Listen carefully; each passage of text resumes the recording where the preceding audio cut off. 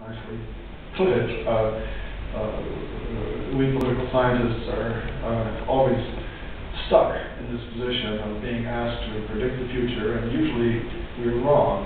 And I hope I'm wrong about the somewhat murky future that I see arising out of this process of, as Karim has described, the Oslo fiasco as sort of diplomatic constipation over the Arab-Israeli issue. Nothing is happening. I've spent a good deal of my academic time over too many years following the Arab-Israeli conflict and American policy toward it. And I must say, even though I have strong personal feelings about rights and wrongs, as an academic, the whole thing tends to get boring after a while because nothing really happens. Now, what I want to speculate about, and remember I do not have my crystal ball with me, is whether at the present conjuncture we are in a game-changing situation. On the one hand, I think Karim has outlined it very well. We have a history of diplomatic paralysis. There have been dozens, literally dozens, of projects and efforts ever since 1949 to solve this problem, and nothing has really worked. And that's very distressing, because I think as I look across the larger Middle East and the Arab world, it seems to me that over these years, and certainly to the present day, the unresolved question of Palestine has been a hugely delegitimizing factor to Arab regimes and Arab governments. And if that has been generally true in the past, I think it's even more true today, because today, if there is a game-changing factor, it is, as Karim mentioned at the end, the phenomenon of the Arab uprisings. Will that make a difference? Now, from a geostrategic point of view, let us ask where we are at the moment in the larger context. What is the security situation? How do we assess the stability of the region at this particular moment, given the fact that Arab-Israeli, Palestinian-Israeli diplomacy seems to be frozen? I think it's quite disquieting, actually. If you were to ask about the impact of the current confusing situation on, well, let's start with Israeli security, for example. It's not an entirely bleak picture, but I have no doubt that Israelis, and I've talked to some recently, I was in Israel and Palestine in October, are puzzled and concerned about what is going on around them, and also what is going on, or what more correctly is not going on, within Israel itself with respect to this issue. Because if you're an Israeli security analyst looking out, you might be thinking, well, there goes Mubarak, here come the Islamists, Syria is in chaos.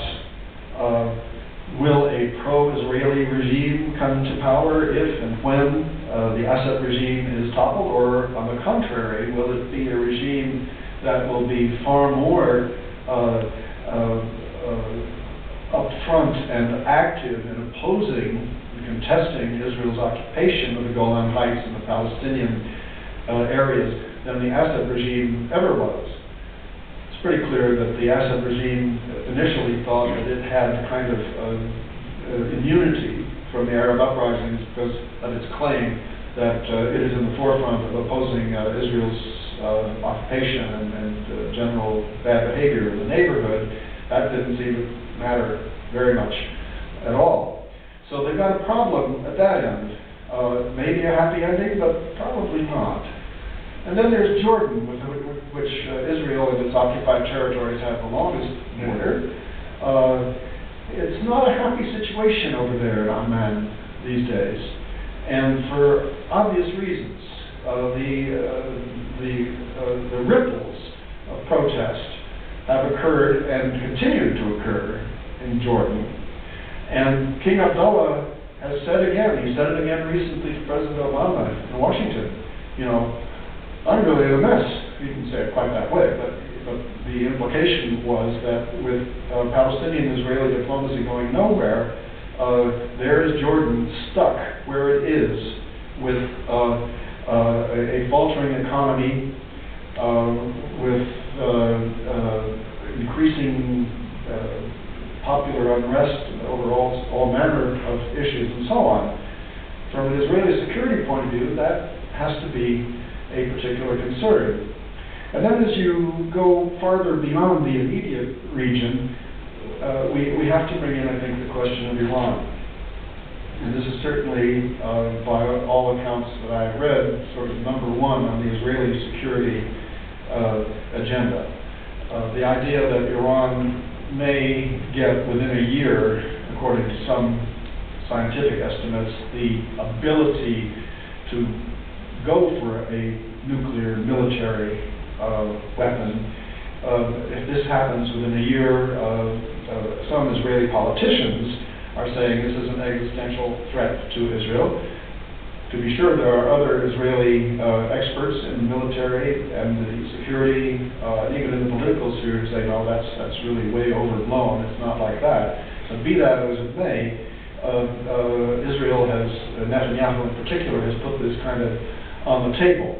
And that's why there is extreme nervousness all around the world at the prospect of something happening in the Gulf. And that, of course, allows us to sort of contemplate the really sort of doomsday scenario of an incident in the Gulf sparking a region-wide conflict. That's bad for Israeli security. It's bad, certainly, for the stability of the Arab governments, be they oil monarchies or other kinds of governments. And there is, of course, Hezbollah in Lebanon, reputed to have 40,000 or so missiles that can hit any part of Israel if they choose to use them. You get the point. Iran gets desperate. An accident happens in the Gulf. Maybe something deliberate, but let's just imagine an accident happens in the Gulf. Do we have a chain reaction? Or maybe this is overblown, but one has to, I think, contemplate it. And on top of all that, I think there are two long-term factors that we must always keep in mind. One of them is the phenomenon of the Arab uprisings, which I think are only beginning. This, many of us feel that this is a historic, a really historic shift in the nature of politics and society in the region. And if you have more popular involvement, one way or another, democratic or Islamist or whatever, throughout the region, this does not necessarily make for stability. It may make for better government in many places, but it may not make for stability, and it may make the Israelis even more nervous than they are now. So that's one sort of long-term factor complicating the situation. The other long-term factor, I believe, is the decline of American influence. There was a time, at least 2 or 3 decades ago, when students of international relations of the region thought that this region had finally settled down. States had been consolidated, regimes were established, monarchs and generals were essentially embedded in a perpetually authoritarian mode, and nothing much was happening. Some things, but not a lot. And then on top of it all, there was the United States imposing a kind of Pax Americana on the region.